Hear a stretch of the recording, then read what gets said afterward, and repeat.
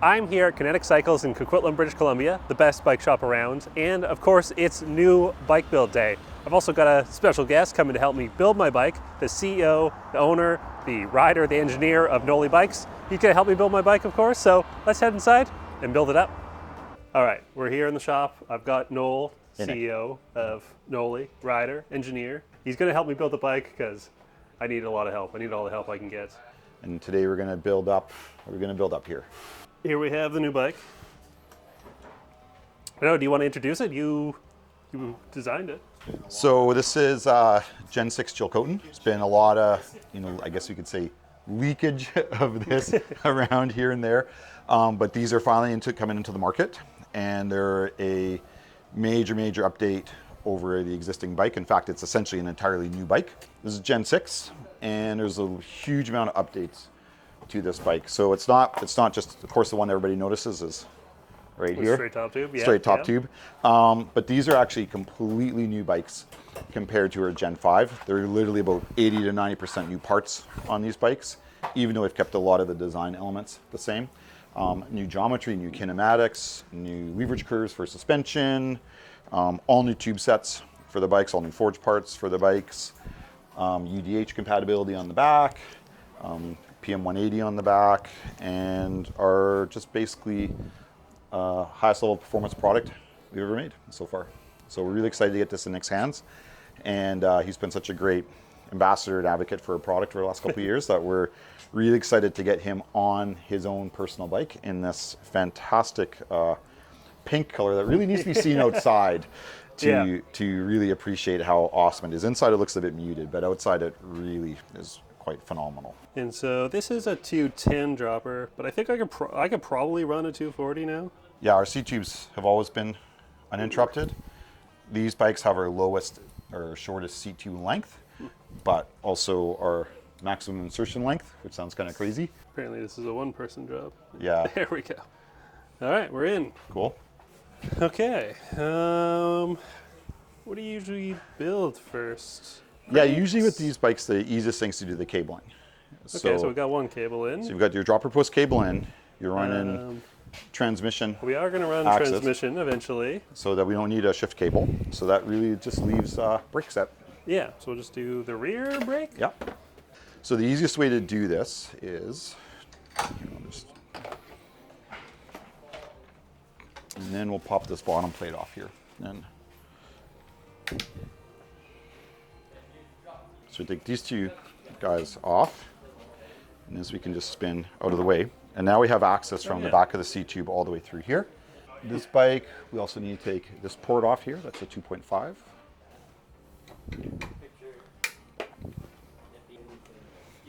So we have these guys here off, and then we can literally, which brake is it? This one? Yep. So you can literally bolt this. Are you running a 180 rear rotor or I'm gonna run a 180 for now, but I think I might go back to a 200 rear. And a 220 front? Yes. Yeah, that's a nice combination on this bike for sure if you're a bigger rider. Yeah, so this used to be 160 on the old, right? And these are 180 now. These are 180 now, yeah. I actually think I could get away with a 180 on the rear. I almost only don't want to just for the aesthetics of having two rotors be so differently sized. That's like, I mean, that is how I choose a lot of bike parts, is mostly how they look. I think on a bike like this, especially if you're my size or Nick's size, like the 200, 203, and 220 rotor combination makes a ton of sense. Yeah. Like you're talking minimal weight difference, literally a little bit in the rotor and an adapter, front and rear. And it just provides that next level of power and confidence, and you don't necessarily need it so much if conditions are good. But if you're like in a steep descent where it's just totally on the whole time, or you want just maximum kind of creepage, any ability to lift the rear wheel up on the bike, that's all really useful in those situations. Do you think the heat management matters or helps between the rotor sizes? I think so. You know what I mean? Yeah, absolutely it does. Yeah, I mean, it's two things. It's the heat management, and obviously it's the torque on the bike, on the wheel, right? Yeah, here, so where are we here? Sure. So we can just literally bring this down here. And then we're gonna and just go straight Give zip ties somewhere for these. up here.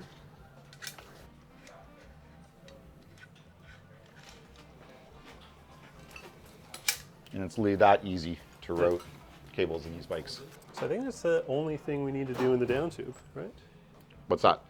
Just these two cables, yeah. Yeah. Nice. Good old Axis. I didn't like the first gen very much. I found it really loud, and it jumped around on the cassette a lot. But I've heard the new transmission people seem to like, so I will give them another chance. I hope it's good. I want to like it, so I'm optimistic. I'm biased because it's electronic and something electrical engineer.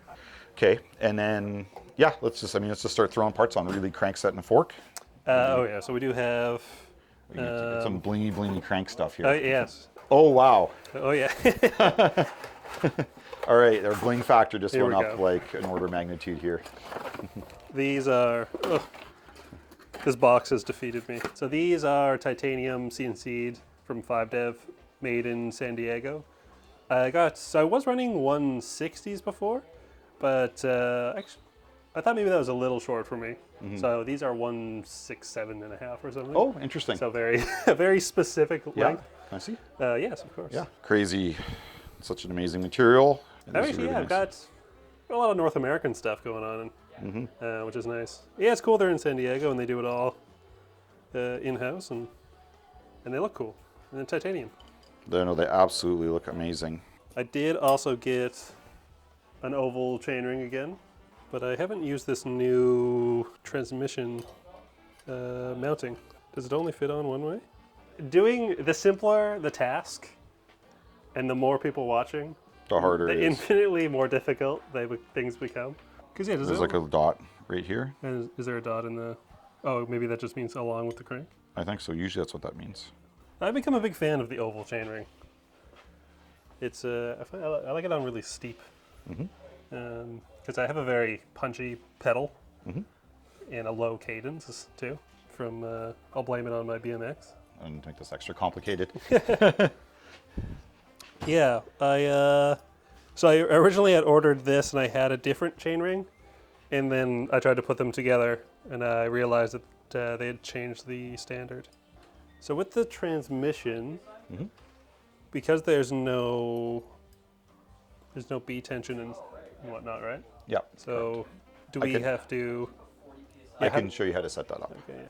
You've heard mixed. Like sometimes people have said it's pretty straightforward, and other times people have said they've had a really hard time. I think it's straightforward if you know what you're doing, and not straightforward if you don't know what you're doing. And then maybe we'll start putting the fork on and the headset. We've already hammered on the crown race. It's already trimmed down the steer tube. We've already pressed in the cups. Well, I didn't, so someone had Oli pressed them in for me. And we also put in the bottom bracket already. Again, threaded bottom brackets, just so much easier to work with. Yeah, that's staying on all of our frames. Again, with mountain bikes, I always was concerned about my bottom bracket. Like I was like, stay good, I don't want to work on you, when it was a press fit. Whereas at BMX, them being press fit, I was slightly less concerned because I would just hammer it out with some tool, press it in with the cranks, and you just didn't need to, I mean, you should probably care, but you can not care and have it still work and be relatively damage-free. But with press fit, especially in carbon, I was always found that scary to do. Yeah, I mean, obviously we have our opinions on it. We've been doing threaded bottom brackets on all of our bikes forever. It's just a better solution. It's a harder solution. It's more expensive. There's more chance of failure, at the factory or during installation. Right. But it's just, and if you have a carbon bike, you have to, you typically want to bond and insert in there as well. So there's all these stages that make it more complicated from the manufacturing side, but ultimately it's just the standard that's provided the best overall consistency in terms of reliability and everybody's kind of come around the concerns about whether it's being bearing size or axle size. So the standard, BSA threaded bottom bracket shell has just become the best option out there from a reliability standpoint. Simple as that. So, and I think that's why you're seeing brands that, that went away from it because it was easier to manufacture in carbon, or it was cheaper to do, or easier to assemble, have started going back to it just because it's more reliable. Everyone likes it too. I would say Yeah. anytime a bike, a review comes out or anything, and it's got a press fit bottom bracket, that always gets mentioned. It gets mentioned because it's generally put into the negative column when we're talking about bike builds. There's kind of some grease in here already. I noticed the stack height's a little bit bigger on these new frames too as well, right? That's correct. Yeah, so the head tubes are all a little longer. That's upside down. Ooh, disparate. Yeah. Oh, it is. Yeah. Oh, thank you. You're welcome. Boop, boop. No one saw that. It's not on film. Just editing. Thank you.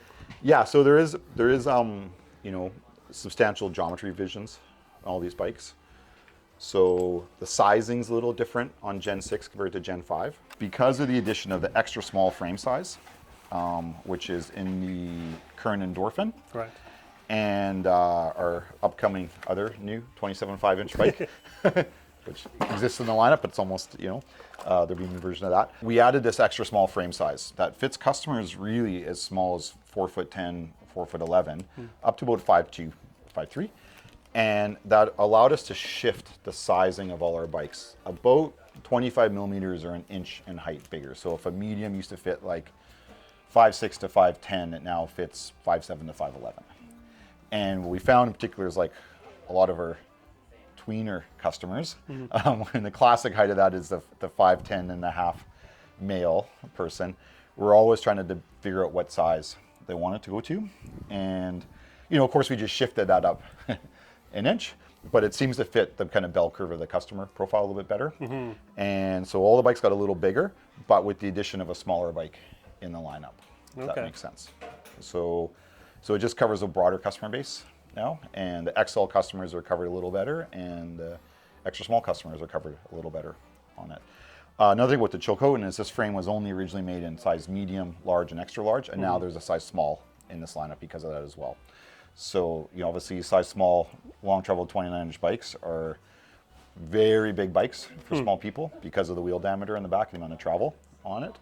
But for the right customer, they can definitely, ride a Choco 155, 170. They would probably want to just do some measurements and make sure it works for them. But yeah, it's pretty cool. So it's more coverage at the extremes for the people that are often left out, because obviously most bikes are just built by what fits the largest segment of the market. Very fancy stem. Yes, we also have a very fancy titanium stem to match the very fancy titanium cranks. To match the very fancy titanium hardware in the frame. There we go. I think a lot of people don't realize that all this pivot hardware back here is all custom tie, and we probably don't do a very good job of advertising it. We do put it on the frames, but people don't realize that until they buy the bike, maybe sometimes, or maybe not realize it at all. So I got tie parts because I thought they were cool. But why would you want tie hardware as for pivot bolts? Yeah, the main thing is obviously weight savings versus steel, and corrosion resistance versus steel.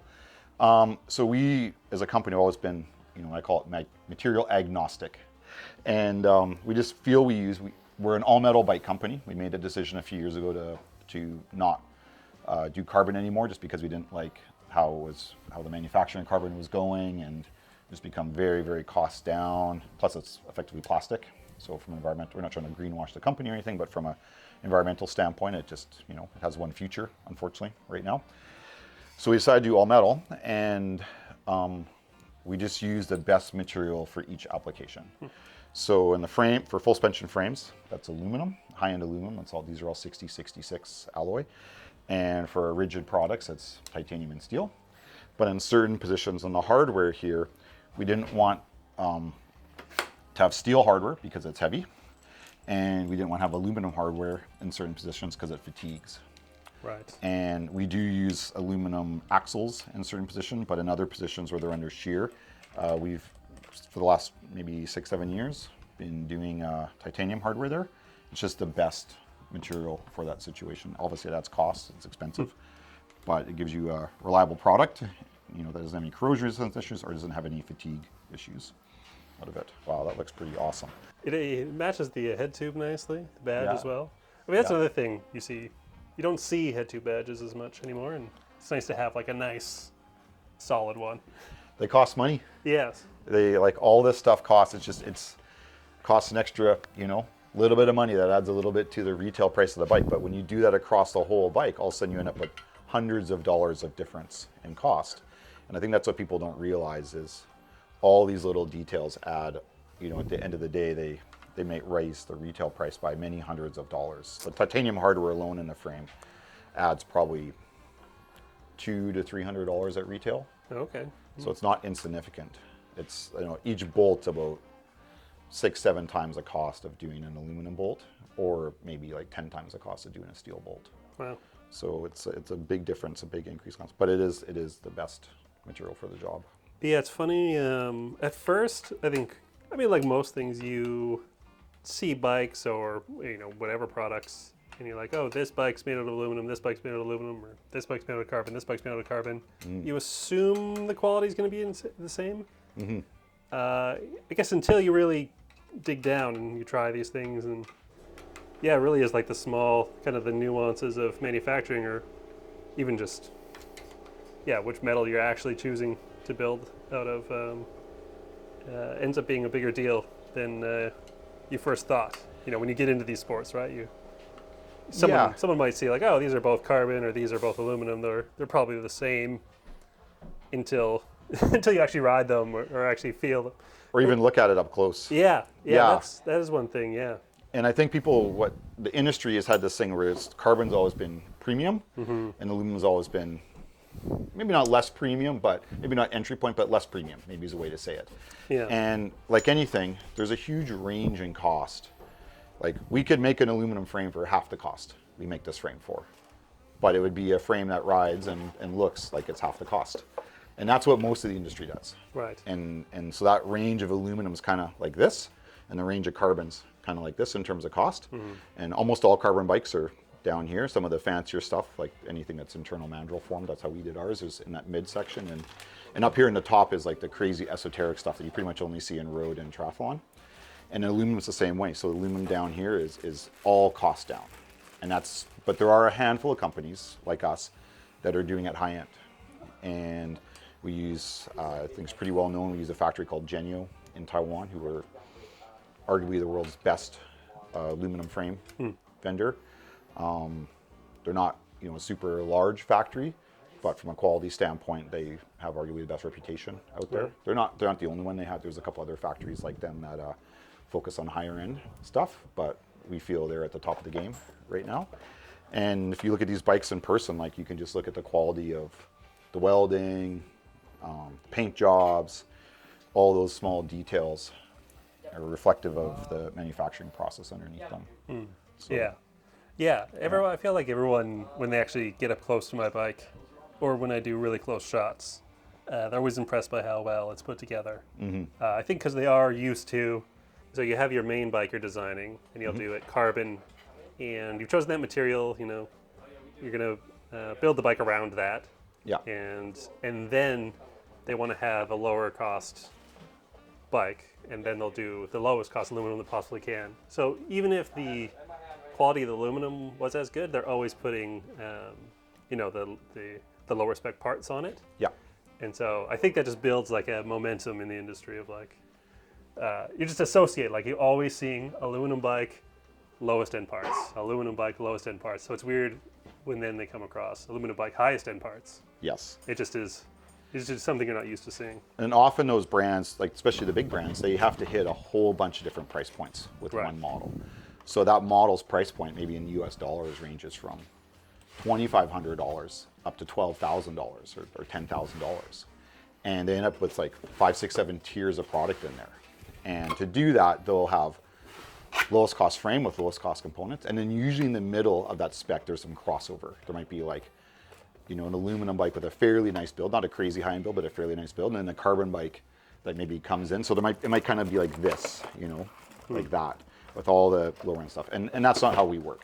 And I think the other thing that people don't realize is when you do high-end aluminum, it's expensive, but it's still a lot less expensive than high-end carbon. So from a weight standpoint, we can put, if a customer has like a budget, they could put that money into places where they can save weight that matter more than the frame. The frame's the place where weight matters the least because it's all sprung and it's all centralized on the bike.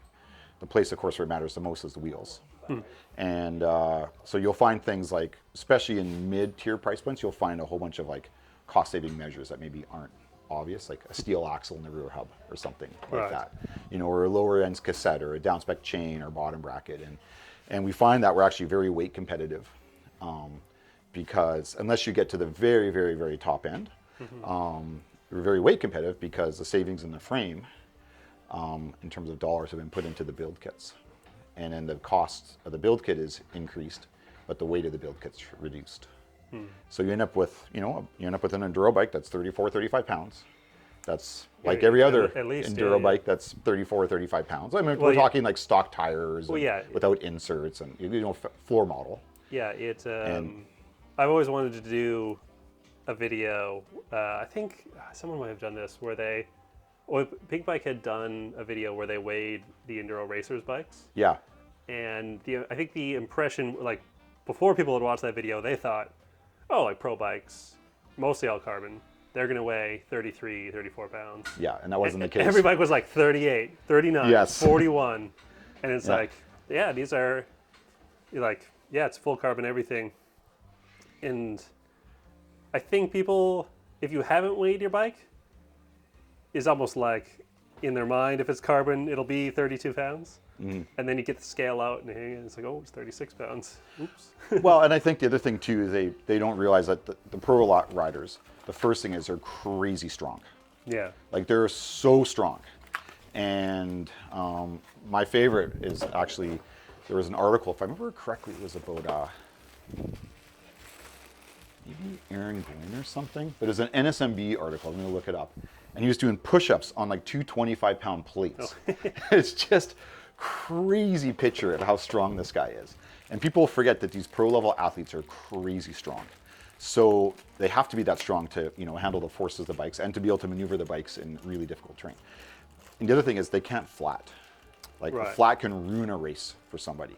So they're all running double down or DH tires, often with inserts in them, with tough wheel sets. So right away they're on it. And then if you look at a fork like a 36 to a 38 fork, there's like 3/4 pound difference in the fork alone.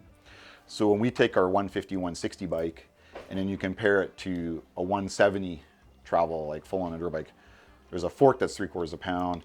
And then just in tires alone, you could add 3/4 pound front and rear. So now you're at, you know, 2 1/4 pounds just on that, plus or minus insert, plus or minus suspension, plus or minus sponsorship parts that maybe are not always like the highest end because you got to run what your sponsors run. So it's quite interesting to see that what the public, you know, what's sold to the public as being raceable is not what the top racers actually ride because they can't afford to flat, they can't afford to DNF.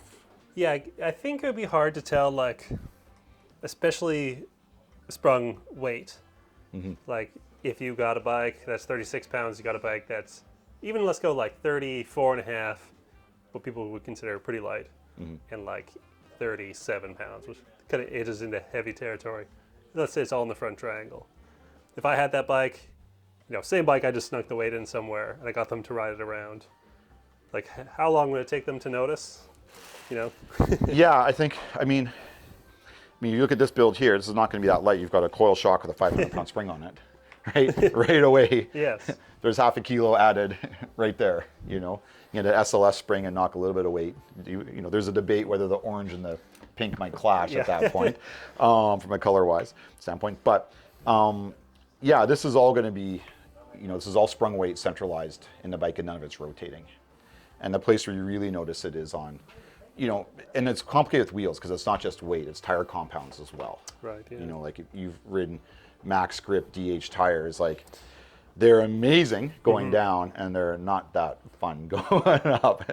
It is crazy. Yeah, I think if you haven't tried, especially like a wire bead DH casing, and you're on like an XO, you almost just have to try it to go, oh, this is something. I guess it's work. Quite a bit. Yeah. That pedaling, it does feel amazing. Like a downhill bike when you don't have to worry about pedaling and you you've got it set up with all that kind of stuff. Yeah. It just feels great. You're just like, Well, I was watching one of your recent videos and you were doing Wild Cherry. And the entrance move off Wild Cherry is a great example of, it's a big route down this rock face, and you got to have your side, your bike's kind of trying to drift off course, and you're trying to keep it on course, and then immediately into a chute with 2 drops in it. And I think those situations where DH tires, really shine, let alone bike park use and everything like that, and obviously for racing. But if a customer's ever, experienced the stability that a full DH tire offers, it's pretty incredible. It's just a tank on your bike. yeah, I almost want to say it's underrated how much effect they have, but it's kind of one of those things where if you know it, like you've tried different tires, then you're on that side, you're convinced about how important they are. Yeah. But then there is a group of people who haven't tried the new tires, so it's almost like a bimodal distribution of like, it's not that big a deal, and it's an extremely big deal, and like. It's really tricky too. Like at the OEM level, when we sell bikes, people expect them to be a certain weight with a certain tire. Like everybody wants to see EXO Plus on the bike. What they may really want is like a double down, especially on the rear of a bike like this, even for general duty usage. Like I'm 220 pounds, 100 kilos, and my stock Chilcotin setup is, EXO Plus max grip on the front and a double down HR2 on the rear of the bike. I don't run inserts on it. I'm not particularly a fan of them personally, although they have saved my butt once or twice in the past. But that's like a good mix for someone like me who's riding local trails. If I was riding this bike in the park or racing on it, I would definitely have to upgrade those at my size, for sure. Because it'd just be risk of flatting or it would just be too high. So this is the set off my hardtail, the Noble TR38s, silver Hydra hubs to match all the Thai parts. But I also decided that I would make my bike a little bit quieter again. So I've been using the Hydras for a long time because they're easy to service and the Hydras are cool and there's tons of engagement. But I have actually ordered another set of wheels where I'm going to do Onyx hubs again in silver. And so I'm going to try these for a bit, but I'm going to go back to the Onyx Silent hubs when they get in, give them a try. And the new TR37 rims as well. So I'm going to put these on for now, but you'll hear, or you won't hear, the Onyx hubs eventually. Yeah, doing the GX transmission. First time trying the new transmission stuff. Didn't like the old Axis stuff. Very optimistic about this new stuff because I think they fixed all the problems, but we'll find out. I'm assuming this is all the same standard XD, or else I'm going to be pretty sad.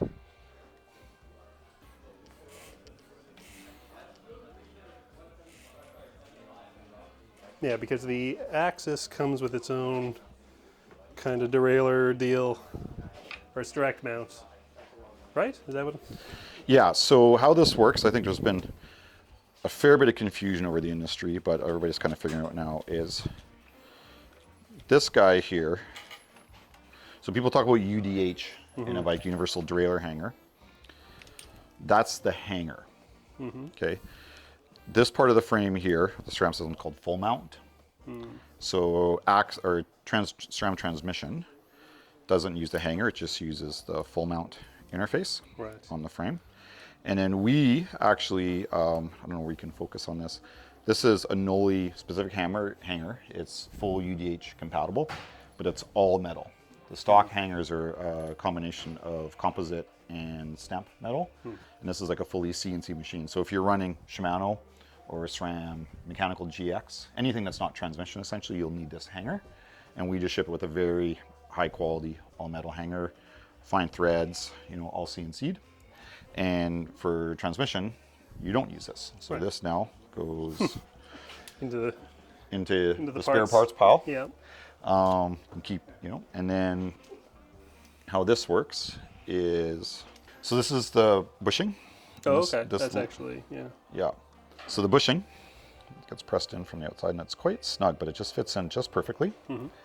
Now, one thing to take notice here is if you look on this keyed part here, this is where we talk about the B tension. You'll see right there, there's 2 lines. This one's fixed right there in the derailleur itself, and then there's one that rotates on this part. So that will become important when we set the B tension later on once the chain length is correct on the frame. So we don't have to worry with that now, but for now we'll just put this onto the bike. And you'll see, and I don't know if you can come over here and film, you'll see that these two parts are rotating together now. Now if I lock the derailleur in place, we can adjust with just the right amount of tension here. You can see the derailleur now moves independently of this part. And the derailleur's fore-aft movement is locked by this keyed part here. And this is what we're going to be setting up when we get to the B tension and chain length question on here. And this gets set to, so where a lot of people are running into issues, for example, see how this is moving freely, is they keep going and they'll get this like either too tight or they won't get the tension set. So I think that's the most critical part of this install. But right now we can see that the derailleur is moving freely. And then once we install the rear wheel, we get the chain measured, we'll put the chain into a specific gear on the cassette, which you'll see here usually has a red ring on it. Oh yeah. So if you look right there, there's a red ring. And that's where we use the sizing information for on it for the cassette and for the B tension on here. And we'll find that it's going to end up putting this derailleur into a situation where it cannot do this. So right, you can see here, like the derailleur can move all these different areas. It will actually end up being in a position that's somewhat like this, where we'll end up having its range here. So you'll have the ability to get the wheel on and off the bike, but it will limit the forward movement of the derailleur so there's no slap on the bike. Yeah. So yeah, so when we go into that later on when we get all this all set up. So for now, oh, and then the other thing we need to do is we need to check this key right here. So this is in the wrong position. So you also see here that there's a little key in the back here that comes out. And this is, you can see it's off-centered here and on-centered. And this basically is a chain growth accommodator on the derailleurs. So if I remember correctly, and I'll have to check, don't confirm if I remember correctly, the B position is for bikes with high chain growth. And the A position is for bikes with moderate chain growth. And we're in the A position. So we have, you know, part of what, here's the sales pitch, but part of what's great about 4x4 is we can have moderate chain growth, which is great for derailleurs, great for chain slap noise, all those things, and still get a lot of the pedaling dynamics that the high chain growth bikes have. So this has to be set up into the, if I remember correctly, the A position, just like that. And then when we set this position with the chain later on, we will use this mid position here as opposed to, you know, the wheel removing position, which is way back here. So there's some of these little tricks on the derailleur that will become more apparent as we get it set up. But it's like you said, there's more to learn. Yeah. But once you learn it, it's quite straightforward. So here's how this works, because there's going to be a lot of questions about this, right? So exactly 3 millimeters difference in height. So if we grab the caliper and measure this, so I think this part's going to be really important to film because there's going to be a lot of information in here for customers. So one thing that's happened with transmission and actually a lot of modern Shimano drivetrains as well is up until very recently, Boost had a 52 millimeter chain line and so-called 157, what we use, or Super Boost, had a 56.5 millimeter chain line. Everybody's converging on 55 millimeter chain line. And it's going to take some time. It's going to happen throughout this next year. So some of the Shimano drivetrains, XT, SLX, Dior, if I remember correctly, their Boost chain lines have moved to 55 millimeter from 52. And SRAM's making that change now with transmission. So we can see here that this is a Super Boost axle, and this is not Boost or Super Boost now. This is 55 millimeter chain line. You can see they're slightly shorter here. This will still work, but this is the preferred axle length going forwards. So transmission works with 55 millimeter chain line regardless of where the cassette is. So if the cassette's on a Boost frame, it's a little more inboard. If it's on the Super Boost or 157 frame, as we call it, it's a little more outboard. But the chain ring is in the same place for both of them. And this is awesome because it means by the end of next year, everybody's going to have moved over and there's going to be one chain line for both drivetrains. The only real exception is going to be DH bikes that use 83 millimeter BB shells still, because their chain lines will be, you know, outboard more. But for all bikes, whether they're 157 or 148, are going to have 55 millimeter chain line. It's in progress of changing right now. So if you purchase a GX mechanical drivetrain from us, you will get a 56.5 millimeter chain line. If you purchase a transmission drivetrain from us, you will get a 55 millimeter chain line, because that's how transmission is going. The frames have the clearance for both, like got tons of clearance for crank clearance on our bikes and chainring clearance. So there's no issues there whatsoever. So for this crank set, because the spindle spacer, the spindle is a Super Boost or 157, we will be using the wider crank spindle spacers. So this is a 9 millimeter and a 4.5 millimeter. That will put the chain line at 56.5 millimeters. However, if we were using this spindle that's slightly shorter, or a 55 millimeter spindle for this crank set, then you would use this slightly narrower spindle spacer combination. This is a 7.5 millimeter and a 3 millimeter. Each side has been moved in 1.5 millimeters. So you have 7.5 and 3, or 9 and 4.5. Right? Does that make sense? Yeah. I'm gonna have to. I'm gonna need to keep this for my own video, because Yes.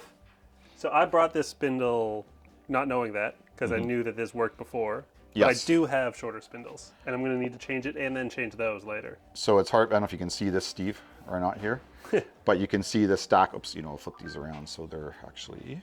You can see there's a slight difference in spindle spacer height here, and that difference is 3 millimeter, which divided by the left and right side of the frame is 1.5 millimeters per side, and that's what moves the chain line from the 56.5 to 55 millimeter chain line. Right. So for today, because of this spindle, we're going to use the wider spindles, because this is a Super Boost spindle.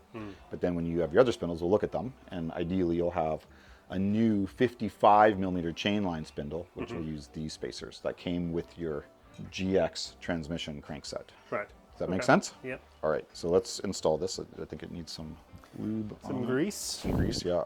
Yeah, this sort of thinner side goes against the bearing, right? That's right. Yes. Yeah, so these actually have a tiny little step in them, and they do literally snap into an insert once it's all pre-tensioned. Right. Yeah. So I'll put that on gently for now.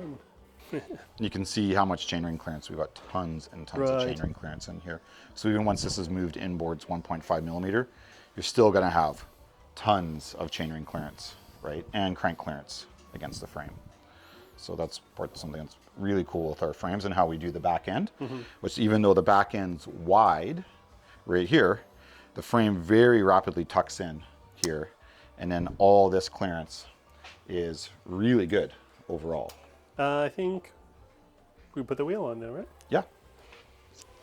So we do, I guess we just toss it in there, and then we will think about putting a chain on, right? Yeah, so what we'd want to do here is, before you stick this in, right, is we can move this cage out of the way here with this little button here. And then you can see you have this wheel alignment area in here, so you can bring this up. Right. There we go. Yeah. So I made that very awkward here. And so one thing I've noticed, again, I think all the bikes come with quick release. For us? Yeah. Yeah. Is that, you don't see that on every brand. Actually, you see the opposite. You mostly don't see quick release. Any particular reason? More expensive. Yeah. So the first thing is, this is an actual DT Swiss RWS axle. So they are, the highest end axles on the market, which means they're expensive. Yes. And then this has, there's two versions of this handle on the axle. There's a composite and a full metal version. We spec the full metal version, which is the more expensive of the two. And as you know, these can be pulled out and rotated around, right? So you can get your wheel locked in where you want it to be. And then if your axle is like over here or some stupid position like here, you can just put this exactly where you want it to be. So this is one of the things we were talking about, cost down earlier.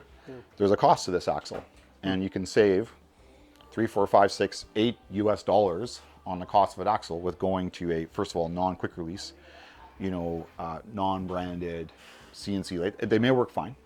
And there's lots of companies that make aftermarket axles, like that Robert Axle Project and MRP, being two that are quite well known to make great, super high quality axles. But we offer the frame from the factory with this, high-end DT Swiss option. And that's the only thing we've changed on that recently is on our cash bikes, our gravel bikes. We've removed the quick release because that's what the public wanted. They wanted it just a little, smoother looking on the end. But for all the mountain bikes, including the Titan, it comes with this axle with the high-end metal lever with it as well. So, and obviously we buy the forks as well. There's an opportunity to buy the forks without a quick release. You can buy Fox fork without a quick release front end. Costs a little bit less money, again. Right. But we buy it with the quick release. Where'd the chain go? All right. Here. One thing that's interesting with all Gen 6 bikes, of course, is they have size-specific chainstay length. Right. So previous bikes didn't. These bikes do. So that is important because the chainstay length will be different for each bike. So the chain length, the length of the chain might be slightly different. And the only change is 4 or 5 millimeters per size. And these are obviously 12 and a half. Their chain lengths are still at 1 inch. Even decades later, so 12.7 millimeters, whatever it is. But you might get, by the time you go through two sizes of frames, you may need to add an extra full length in here. So I think everybody knows the transmission chain. It reminds me of the BMX half links have they actually do have a side. They do have a side. The half links are they're kind of cool because they're all yes. So unlike so this isn't like a Shimano chain has a forwards and a backwards direction because this doesn't. It has a top and a bottom. But it has a top and a bottom, exactly, right? So it's very straightforward in that we just... So look at this, it's already set up right where it needs to be. It's already in their exact right tooth, right from the factory. So we've got this chain now aligned with the red ring on here. And then this is where I think most people get confused with this, and this is where we'll see this all quite nice. Now, SRAM will tell you to use a torque wrench for this. And we have to put this guy here into this chain set position here. So for Noli, the A position, these derailleurs have an A and a B position. The A position is the correct position. Right. And we can show this. If we put it in the B position, actually what happens is derailleur will hit the frame. Okay, or not be. So, and we take this, right? Okay, so come check out the back here. Maybe Steve will want to bring one camera over here for a sec here. So you can see here's how it wants to be, right? So then we put this into this is the tensioning position, preload position. We want to make sure this axle here is loose, okay? Put this here. And you're going to see these two things are going to align, okay, right there. And then, this is approximate tension here. Do the rear wheel up. Use our little RWS handle there. And then when we take this out, now we have the correct B tension in this system. Okay, do you have a battery for this? Yep. And this is where this gets really cool. Oh, I don't even know how this goes in differently. Okay, that's actually smarter. Okay, so now let's just see if there's any charge on here. So it's totally dead. Well, we can give it a quick little charge and finish. How big is this thing now? Quite thin. Yeah, do I want it on the inside then of the Shimano brake? You have to figure it out yourself. Yeah. Probably the outside. Inboard. Yeah, even more? Well, especially for Shimano, because they have this guy here, right? But I would run it inboard, try inboard to start with. Sometimes, yeah, I find it's a little far, but sometimes I find putting it in the middle here. There are ways to mount them together, but that's not a problem for today. Sure. Yeah, dropper remote, front brake, rear brake. I mean, I only just had to put it in. And then we're just going to put pedals on and finish the transmission. Yeah, I always run this short, right? Because it's never going to get any longer than this, and it's never going to move. I always run these guys pretty short. Like I always kind of even short, like right short. I mean, it's got to work for you, but for me, there's no reason to have extra length here because it never gets longer and it doesn't have to move anywhere. They're both Right. parts are fixed. I mean, only worst case is like you twist your bar or something. Pressure's on now. Yeah. Everybody gets to be hypercritical. The beauty is you can edit. I mean, I don't have this fancy tool at home. I've got a hammer and that yellow, those two little yellow bricks. And you just hammer this thing in. Okay, so we're going to pair this just by holding this down.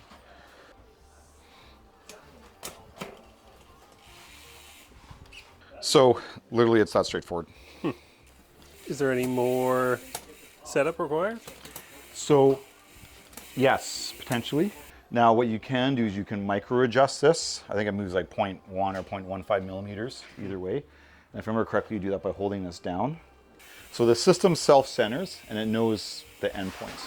What it doesn't know is trim, right? So if you hold this button down and go up or down here, you will move. So right now, if you're shifting this guy, you're upshifting, right, to a harder gear. And here you're downshifting to a easier gear. So this is the micro adjust. So if you hold this and hit this button at the same time, you'll move it a fraction. Can you hear it starting to click there? Right? Starting to hunt for gear. So we've trimmed the derailleur essentially halfway between these next two cogs, right? So obviously we don't want that. So now we've moved it back. So I'm holding the axis button here while I'm using the paddle shifter, okay? Right. So every time we do this, we're changing the derailleur center position by like a fraction of a millimeter. Okay, so here it's a bit slow on the upshift, right? So we can move it a little bit in that direction. So now you get your full range working. So if you find that you start getting like a you hold this guy and this allows you to trim Right. the neutral position on it.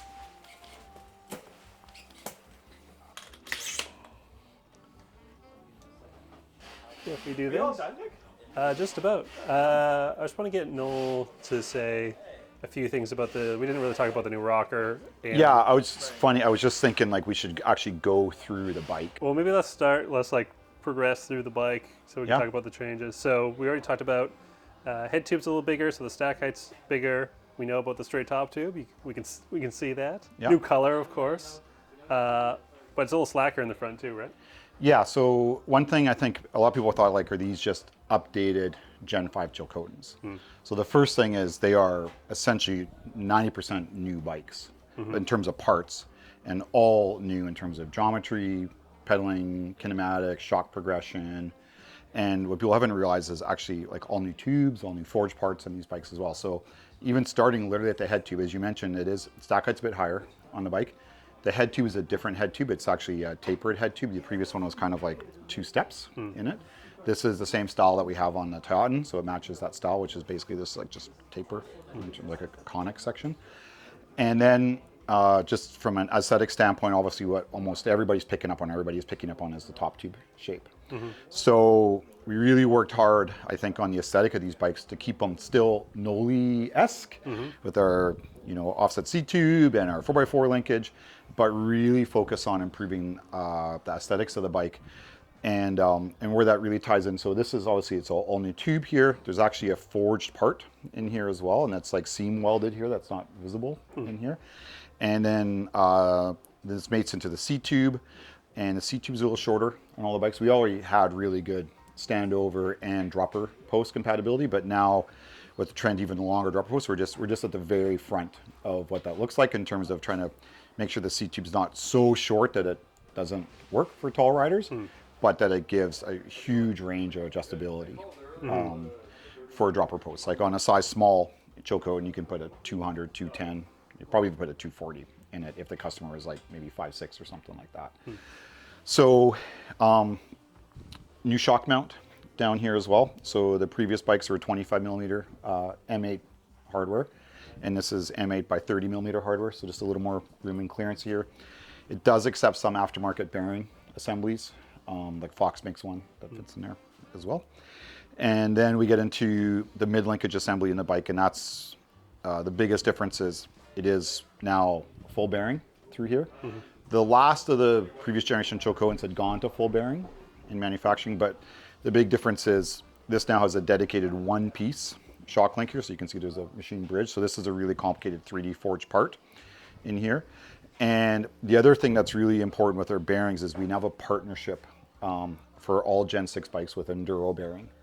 So they are bearing supplier for these frames now, and that's carrying through all Gen 6 bikes. So there's actually even in some cases custom formulations for those bearings, and that's really help on the servicing side.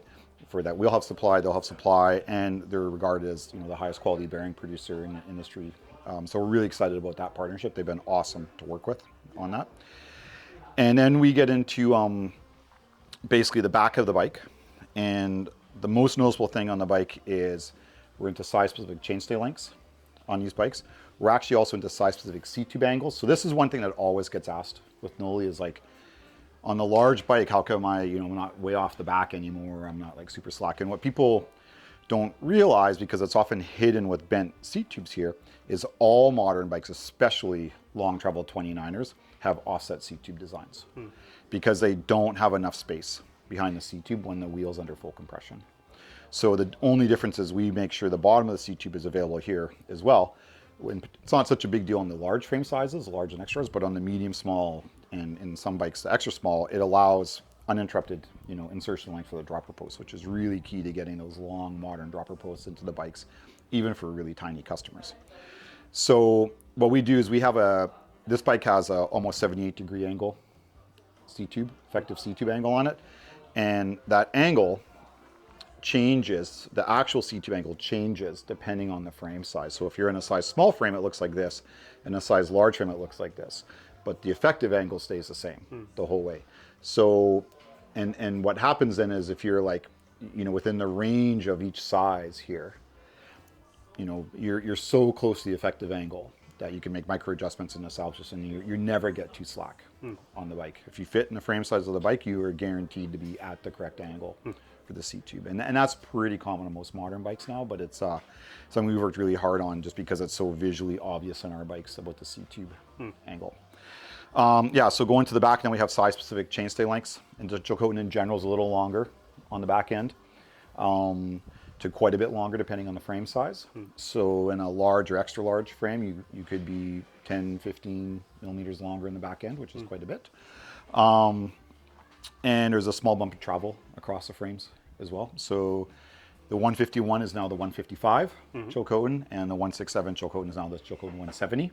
Okay. So what's less obvious about the frames is how we've mated pedaling dynamics and suspension kinematics on these bikes compared to the previous gen. So the first thing is they do have a bit more chain growth on them, and we've always been really concerned about pedaling traction on our bikes, especially it's maybe not super obvious, but climbing in particular, to make sure the bikes hook up well in like wet routes and loose over hard pack or steppy sections in desert trails and such.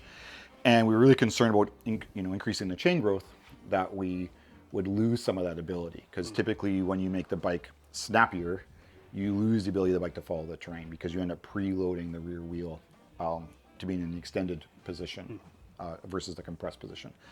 And we worked really hard in terms of getting the chain growth, mapping out the chain growth, how it moves throughout the wheel path, and mapping out the suspension so that they work together, so that we were able to increase, let's call it pedaling efficiency. I don't like the word anti-squat, but pedaling efficiency of the bike by about 15%, while allowing the bike to maintain the same traction that it has, and even continue to tweak the suspension so it's even more active and, equivalent or better bottom out position. So we're really happy with how that's worked out. It's one of the beauties of 4x4 is by having the shock system, the shock on its own linkage system, it allows us to map out the back end of the bikes in terms of like pedaling dynamics and chain growth completely independently of how we map out the shock progression in the bike and the leverage curve. So those are some of the biggest changes on the bike. Additionally, things like tool mounts under the top tube here, obviously going to titanium, or titanium hardware. Sorry, I'm looking this side. Jeez, I feel like Van or something. Like titanium hardware on all of our key linkages here. So, and then obviously one of the biggest ones is UDH, incorporation of UDH, or in this case, not using UDH, but using SRAM's full mount standard on this and with this transmission build. So there's a lot going on these bikes. They're not just like a tweaked Gen 5, they are completely new bikes from the start. All right, so the bike is built. Thanks to Noel for helping me build Nick. it. I feel like he built most of it, and I'm super excited to go ride it. Hopefully you guys enjoyed learning about all the changes. And the next video, I think the next video I'll do a bike check where I actually go through the parts and talk about some of the parts I've chosen, and then after that we'll go ride it. And so yeah, keep an eye out for that, and I'll see you guys in the next one.